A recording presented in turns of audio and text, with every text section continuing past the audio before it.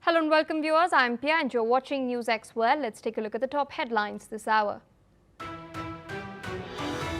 US President Donald Trump has announced that he will block Israel's West Bank annexation plans, declaring that it will not happen. He's also signaled progress on reaching a deal as far as Gaza is concerned and has hinted at a possible peace pact.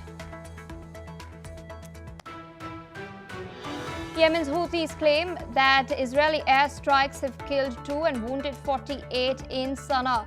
They've slammed the attack as brutal, even as this comes as civilian casualties mount in the rebel-held capital amid escalating tensions.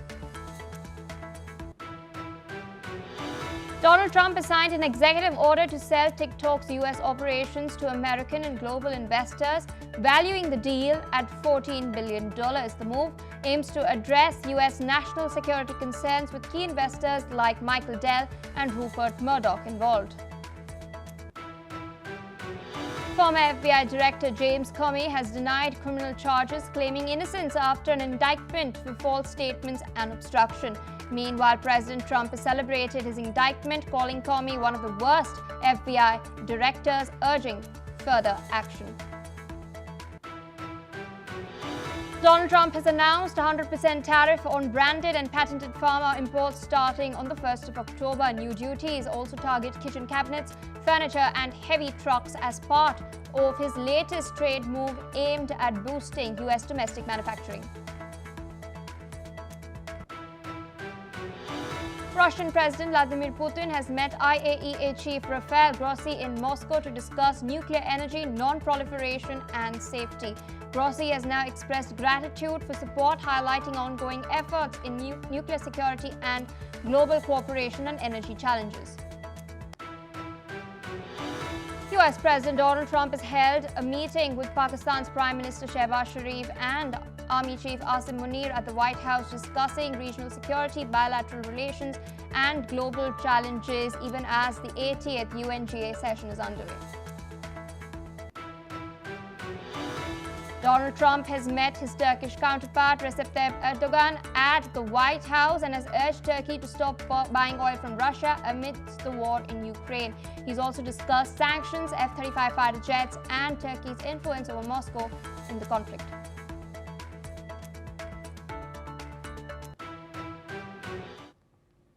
All right, viewers, those are our headlines. On to more news. Iranian officials have warned that they will scrap an agreement allowing the United Nations to inspect their nuclear sites if Western powers reinstate sanctions.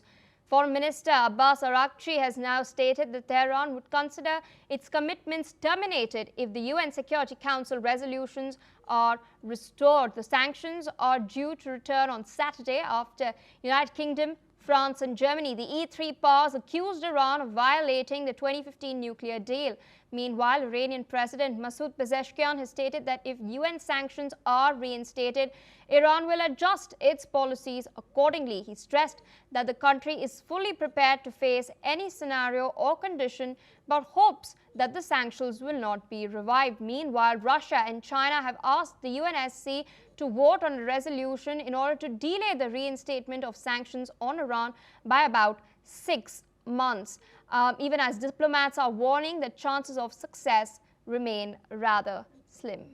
With us on the broadcast is Dr. Hamid Reza Gholamzadeh, Director of Diplo House, joining us from Tehran. Thank you so much for taking out time speaking to us on NewsX World. Iran has made its position on the E3 powers ultimatum very, very clear.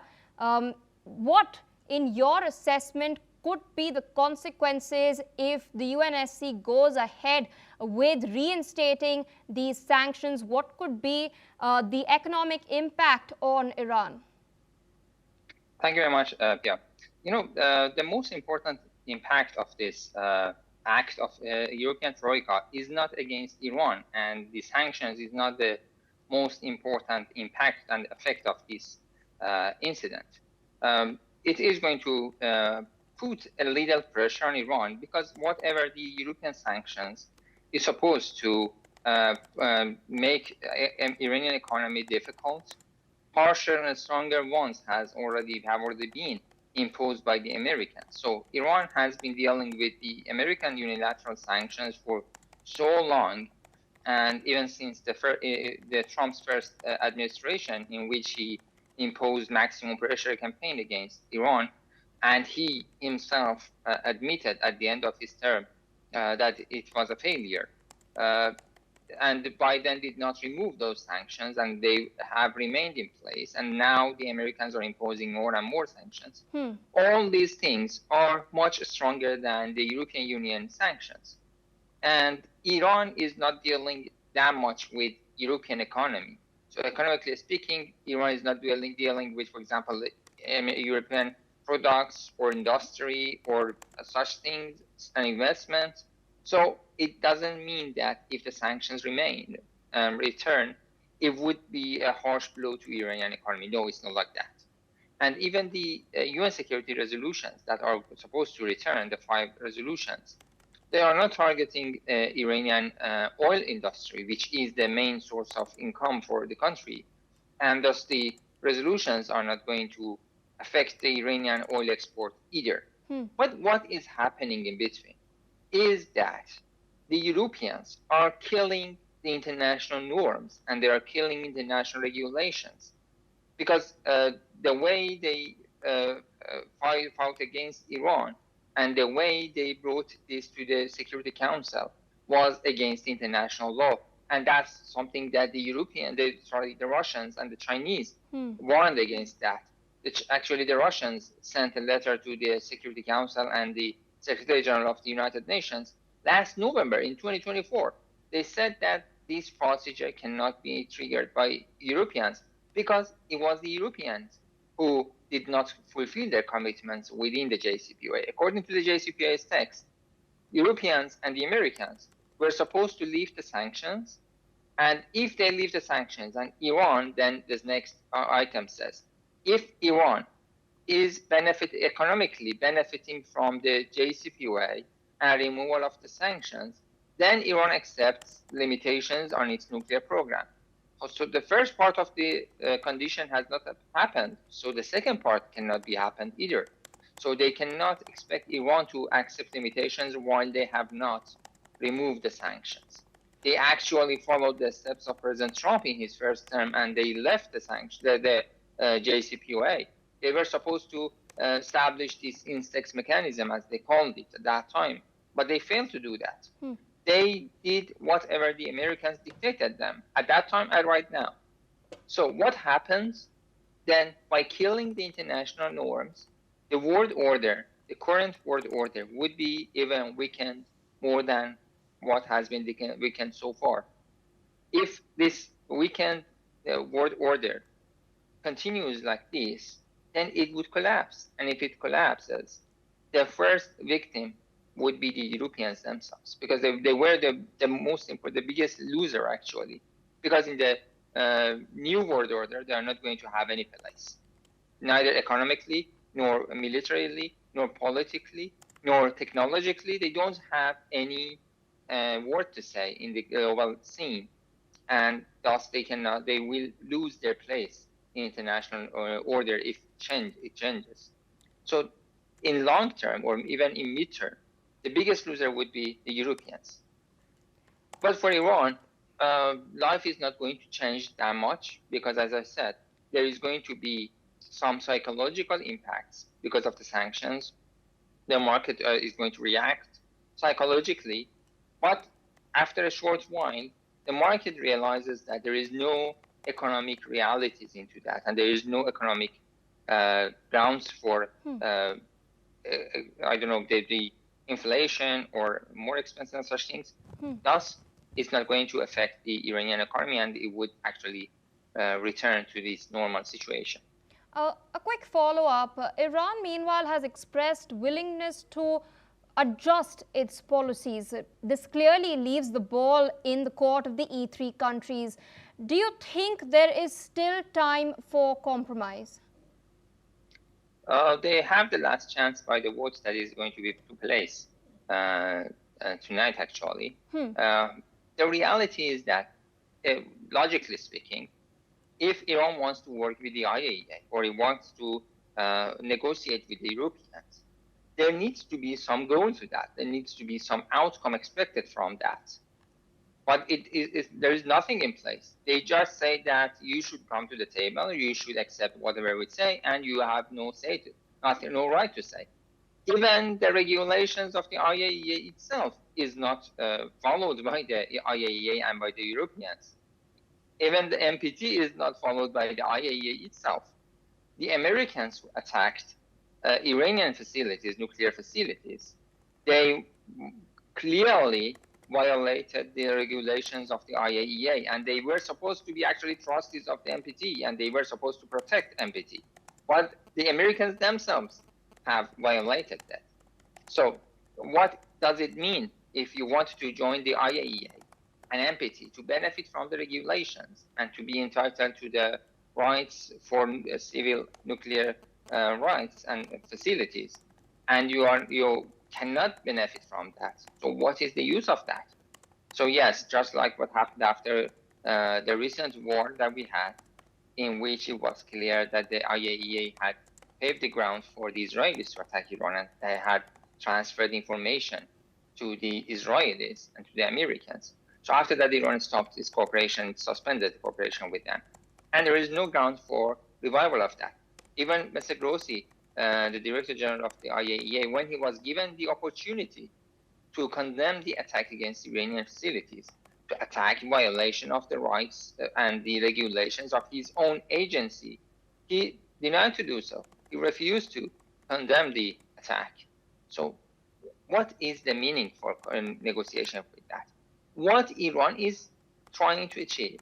Iran is doing its best to stop this alienation of Iran and securitization of Iranian dossier.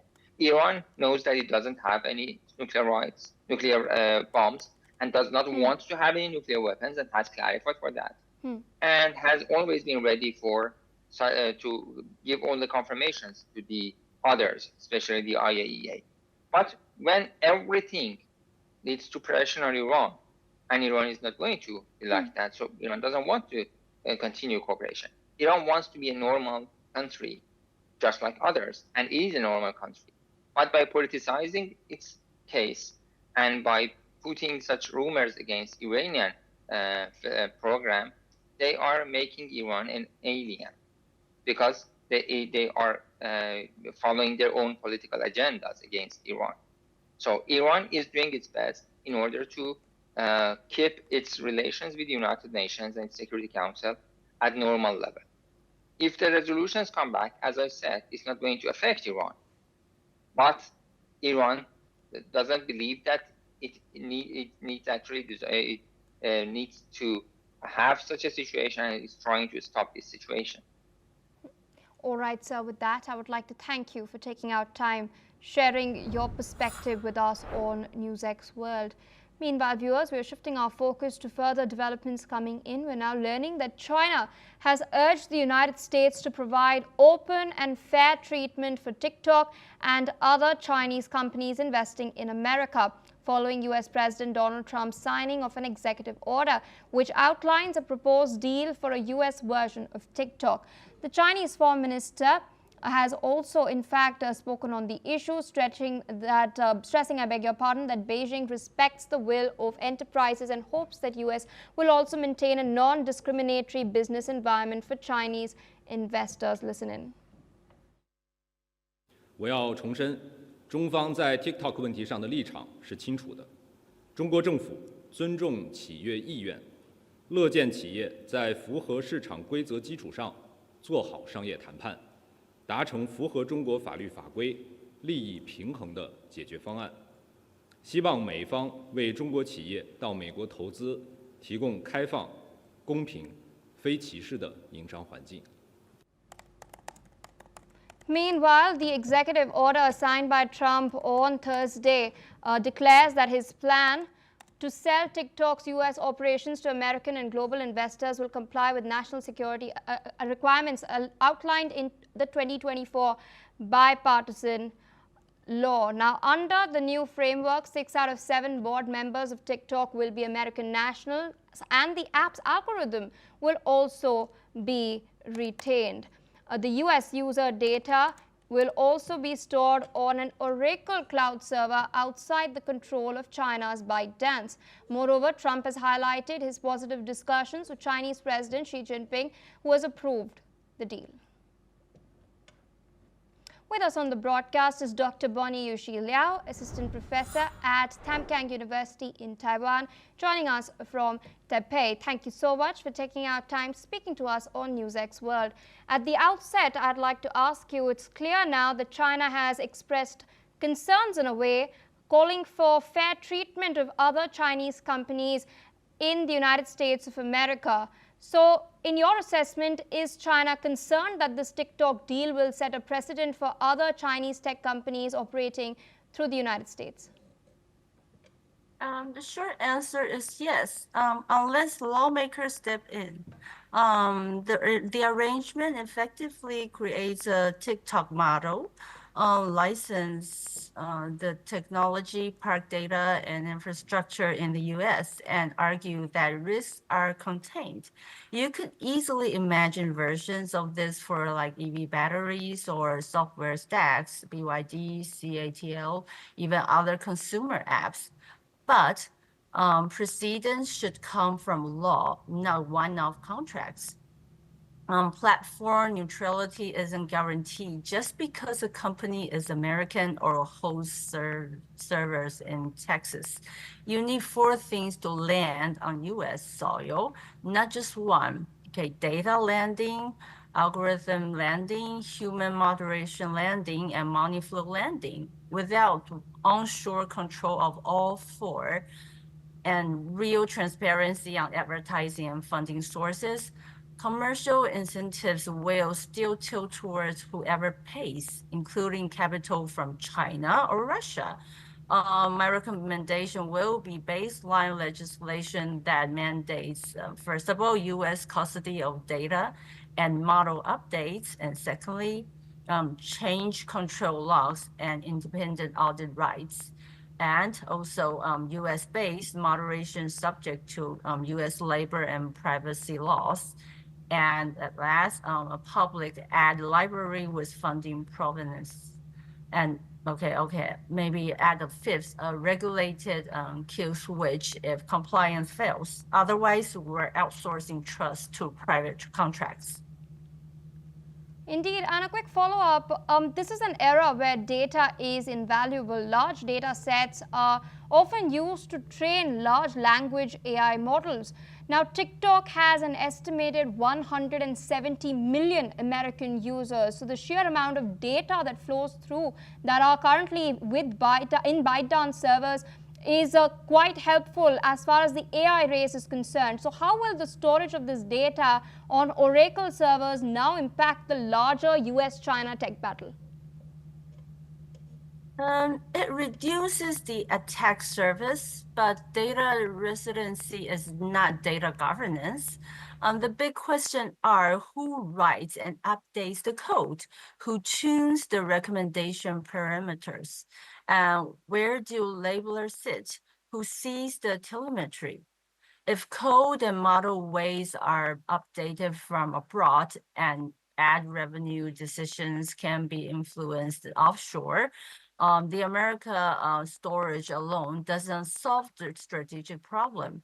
So we should remember that large user data sets don't just power ads, they shape recommendation models and can train AI.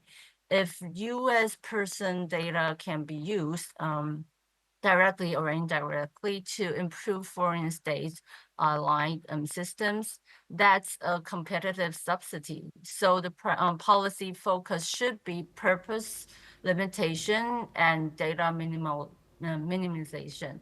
A ban on using US person data to train foreign models without explicit revocable consent, provenance laws for any training or fine-tuning, and third-party monitors with standing audit rights, and onshore sealed environments for model evaluation and red teaming. So the bottom line will be Oracle servers are a control, not a cure. Trust isn't a network architecture, it's a governance regime. If the deal delivers variable, enforceable control over data, algorithms, and people and money, and some lights on ads, it helps. If not, it's compliance theater. All right, ma'am, with that, I would like to thank you for taking our time sharing your analysis with us on NewsX World. With that, viewers, we're shifting our focus to Washington, where US President Donald Trump has met with Pakistani Prime Minister Shehbaz Sharif, who is traveling to the United States to attend the 80th session of the UNGA. Also with Trump in his meeting is Pakistan Army Chief Asim Munir. This is an interesting meeting because in the second Trump administration, relations between the USA and Pakistan have improved significantly over the last couple of months. President Donald Trump, before meeting Sharif, referred to him as a quote-unquote great leader. He also appreciated Pakistan Army Chief Asim Munir in the meeting as well. Incidentally, this is the second meeting of Asim Munir and Donald Trump in the White House this very year. Asim Munir had earlier met Trump after the ceasefire between India and Pakistan was declared. Now, this particular meeting between the US President and the Pakistani Prime Minister as well as the Pakistani Army Chief is significant as it comes just days after President Trump had asked Taliban officials in Afghanistan to hand over the Bagram air base back to the United States. Now, this air base, remember, hosted US troops for more than a decade. And now, after the withdrawal from Afghanistan, the US is eyeing its presence at the base again, something that the Taliban has now come out and vehemently rejected. The meeting had lasted about 80 minutes before the Pakistani Prime Minister had left the White House. With us on the broadcast is Mr. Rabinder Sachdev, International Affairs expert, joining us live from New Delhi. Thank you for taking our time speaking to us on NewsX World. Interesting development, Trump meeting Shehbaz Sharif and a second such meeting with Asim Munir at the White House this very year itself. It's interesting considering the geopolitical developments that have been taking place in this region over the last couple of months or so. We've seen for a fact that the US had bombed 3 nuclear sites in Iran earlier as well. Ties with India also took a slight dip as Trump imposed tariffs and they had cited New Delhi's trade with oil with Russia as the key cause behind this particular move. Why is the Trump administration now once again renewing ties with Pakistan? Is the Taliban administration in Afghanistan a key concern, and Iran as well? Thank you so much. A pleasure to be with you and your audiences. Yeah, see, in a big picture, what Pakistan has done since Trump assumed office has convinced, persuaded, networked its way into Trump's inner orbit and convinced it that Munir, especially, is a single window clearance for anything that Trump may want in Pakistan. Trump wants to deal with only one strong individual in a country, his point person, right? Now, Munir has built up his image in that very, in that very context, that he is a strong military leader. That's what he claims. And that's what Pakistan portrays. And secondly, that Munir also has a strong grip on radical Islam in his country. Not, let's say, the extremist Islam, but at least the fundamentalists and the religious segments of his country. All his talk about, the Muslim nation, Pakistan as an Islamic nation versus India as a Hindu nation, has built up his standing within Pakistan, no doubt. So Trump sees him as a strong leader through whom he can work as a single point of contact person. That said, what is it that Trump is perhaps looking in this region? As you say, absolutely yes, the Bagram airbase seems to be another element coming up. Trump also wants to draw or pull Pakistan away from China. That is also one component out there. Yes, Pakistan has a boundary with Iran over 1,000 kilometers. So if America and Israel want to introduce and interject elements inside Iran to foster a revolution, Pakistan happily says it will look away and let, either weapons or agents or spies or whatever go into Iran, which it already is also turning a blind eye to. In addition to it, of course, the issue of Pakistan is offering minerals and oil exploration rights. But also, another development I see in the very recent past is Pakistan's growing role in the Middle East. The Saudi-Pakistan Defense Pact is one thing, but if you will see also in the statement, either it's a joint statement or a readout by one or the both, it also talks about Pakistan's role in Middle East. And herein what Pakistan is doing is positioning itself as a force for hire by the Middle East nations for their security and protection. Saudis have been asking America for protection, nuclear actually. They've been asking for the nuclear, at least civil nuclear energy one, and even the nuclear umbrella they've been, indicating. America has been reluctant to do that.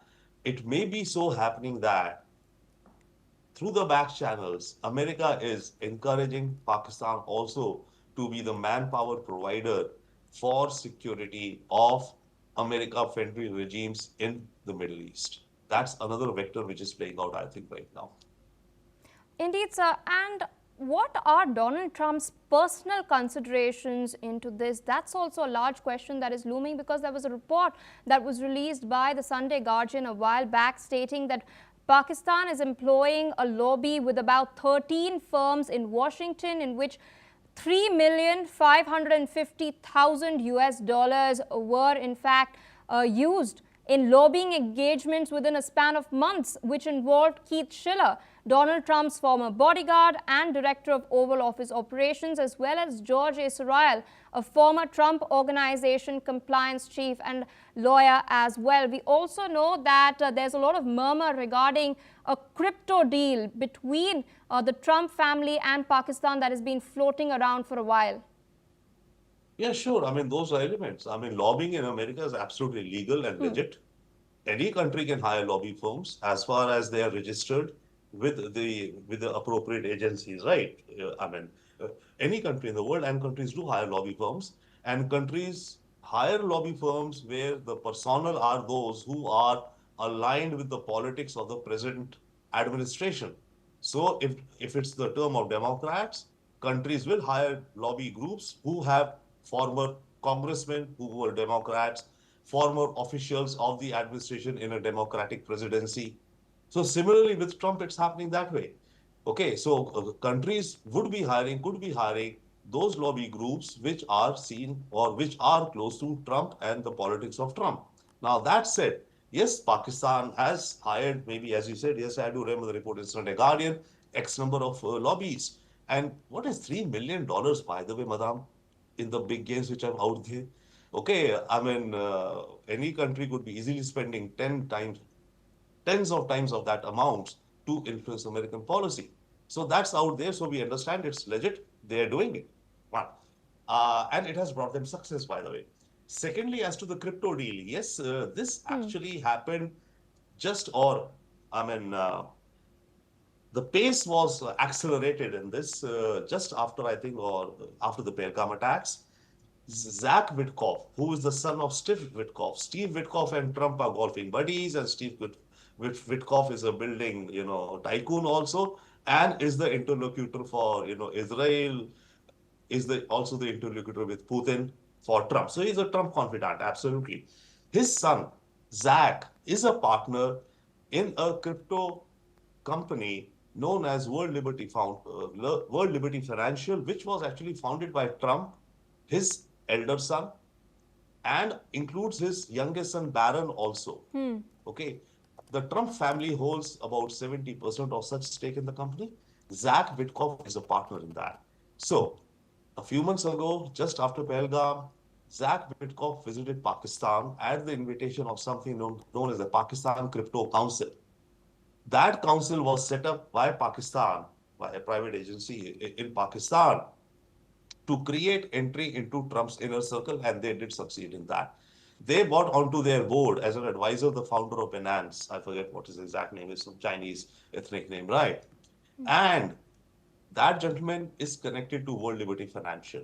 So Zach Witkoff came to Pakistan on a visit to discuss an MOU with the Pakistan Crypto Council, under which the World Liberty Financial was to provide some consulting services, etc. And the dollar value of that was, I think, no more than about $20 million. So it was peanuts. But Munir laid out the red carpet for Zach Witkoff. Shahbaz Sharif laid out the red carpet. They you can say, impressed him hugely. And that created the entry point for Munir into Trump's inner circle, one. Okay.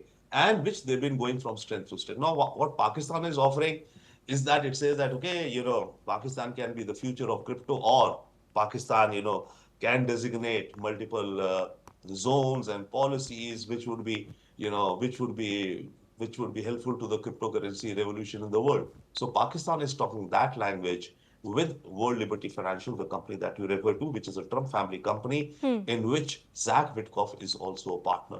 How much money they make from it down the line, we will see. But WLF, by the way, World Liberty Financial, is already making, I think their valuation now stands at a couple of $1 billion already.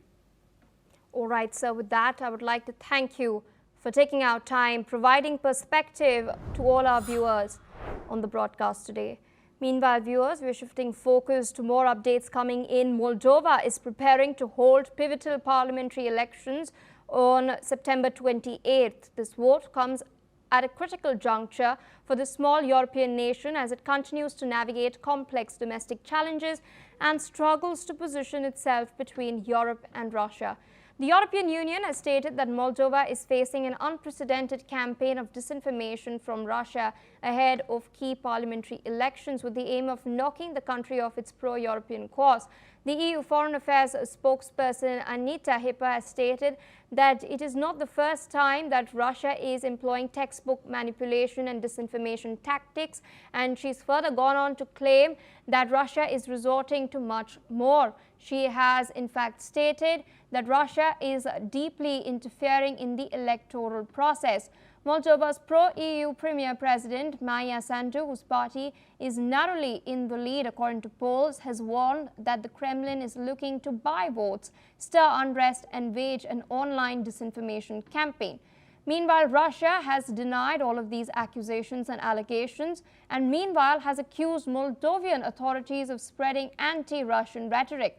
Russia's Foreign Ministry spokesperson Maria Zakharova has stated that the authorities are afraid of the elections and they are hampering the nomination of candidates participating in the vote, as well as the observation of the vote itself. All right, viewers, more news coming in. According to local police reports, a traffic accident in southern Peru that involved a minivan carrying a Bolivian musical group and 2 cargo trucks has killed at least 14 people. The crash occurred late Wednesday near a high traffic area with poor visibility. Preliminary investigation has suggested that the minivan collided with a moving trailer, while a third trailer parked with heavy machinery obstructed the road. Additionally, emergency services recovered the bodies and rushed the injured to nearby health posts. Now, authorities have detained the driver of the trailer as police continues to identify all the victims and determine the exact cause of the collision. With that, viewers, we slip into a quick short break. Stay tuned on NewsX World.